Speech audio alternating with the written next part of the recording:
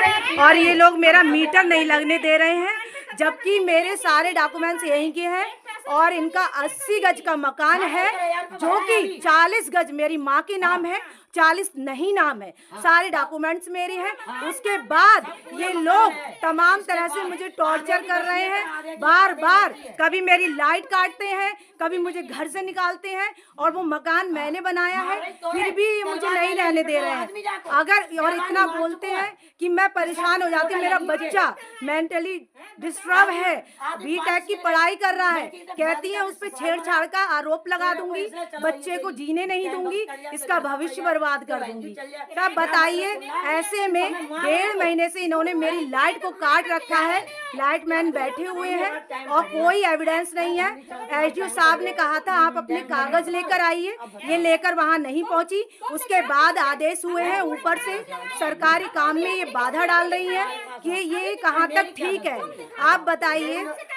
कभी और इन्होंने इतने साल से मुझे परेशान कर रखा है, मैंने कभी आवाज नहीं उठाई, लेकिन आज मुझे मजबूरन आवाज उठानी पड़ रही है क्योंकि इन लोगों ने मुझे जीना मुश्किल कर रखा है।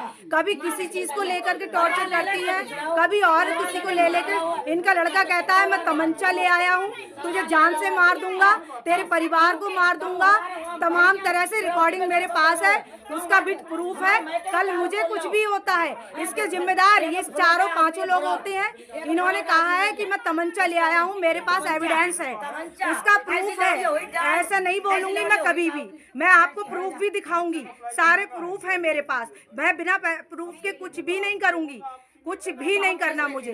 और सबसे बड़ी बात कि जब कोर्ट में चल रहा है कि कोई भी सरकार ये कहती है कि बच्चे को अंधेरे में रख दो, उसका भविष्य बर्बाद कर दो।